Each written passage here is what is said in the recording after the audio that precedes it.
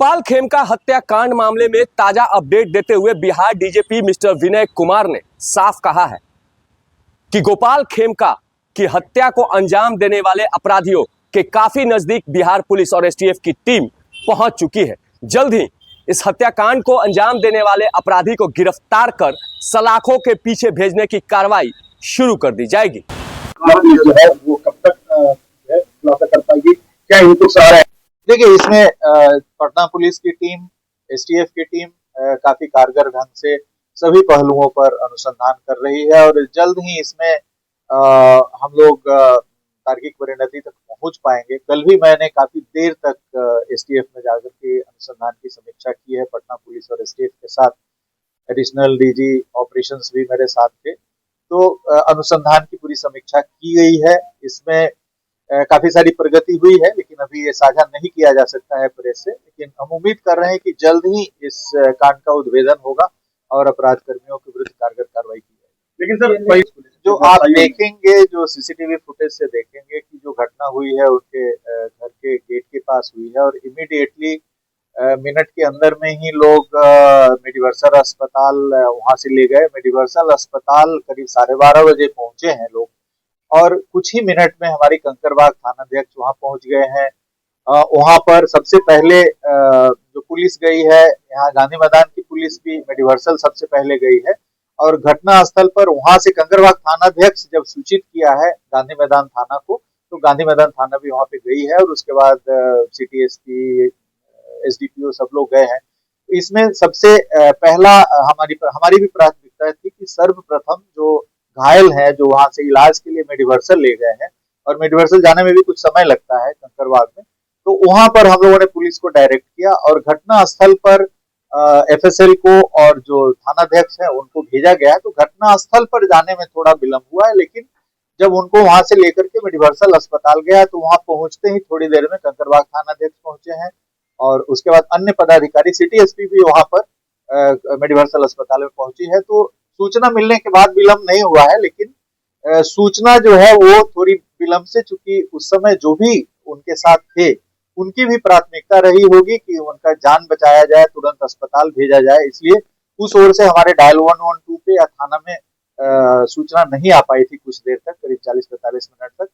और जो सूचना मिली तो वहां पर मेडिवर्सल अस्पताल में लोग गए हैं और इसकी जांच की जा रही है थॉरोली। जो कमेटी है जांच कर रही है, यदि लापरवाही पाई जाएगी तो पदाधिकारियों को निलंबित किया जाए। लेकिन अभी तक ये लग रहा है कि सूचना प्राप्त होने में थोड़ी विलंब हुई। डायल 112 को भी यदि वहां से पता चल जाता, डायल 112 का यदि वहां जो भी थे वो कॉल कर देते तो इमीडिएटली डायल 112 कारगिल चौक पे उसका लोकेशन था वो 2 मिनट में पहुंच जाती। लेकिन सूचना में थोड़ी विलंब हुई है, हम एक्सेप्ट करते हैं, लेकिन इसमें कोई जानबूझ करके नहीं है, इनएडवर्टेंट है, परिस्थिति बस थोड़ी देर से सूचना पुलिस को मिली है, उसके बाद पुलिस ने विलंब नहीं किया। 2024 में उनका देखिए, अंगरक्षक 2018 में इनको प्रदान किया गया था। उस समय मैं सीआईडी में था, सीआईडी के स्तर से केस का डिटेक्शन भी हुआ था, चार्जशीट भी 1 महीने के अंदर हो गया था उस केस में।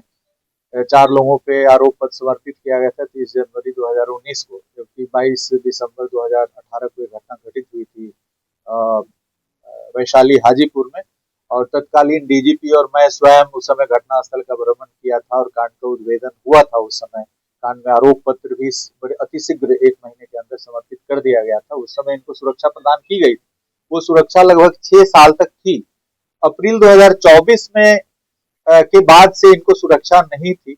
इस पर भी जांच की जा रही है कि एक सूचना आई थी जिसका सत्यापन किया जा रहा है कि शायद सुरक्षा बॉडीगार्ड के लिए इन्होंने स्वेच्छा व्यक्त की थी कि हमको बॉडीगार्ड नहीं चाहिए। इसकी जांच की जा रही है कि वास्तव में उन्होंने ऐसा व्यक्त किया था, उसके बाद नहीं दिया गया और कोई ऐसा रीजन हमें नहीं प्रतीत होता है कि जब 6 साल तक था तो अचानक क्यों क्लोज हुआ। इस पर हम लोग जांच कर रहे हैं। यदि इस पर आती है कि इन्होंने इच्छा व्यक्त की थी, पत्राचार किया था, पत्राचार की भी खोज की गई है, अभी तक हम लोग लोकेट नहीं कर पाए।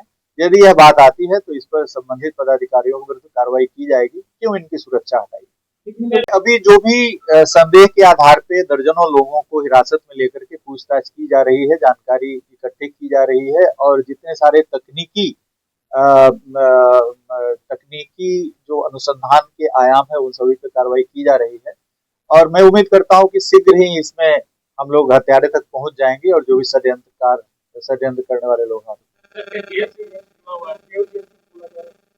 देखिए, एक पुलिस अनुसंधान की यह प्रणाली है कि जेल में चूंकि अपराधी संसीमित रहते हैं और उनको भी काफी सूचनाएं रहती है, तो हम लोग एक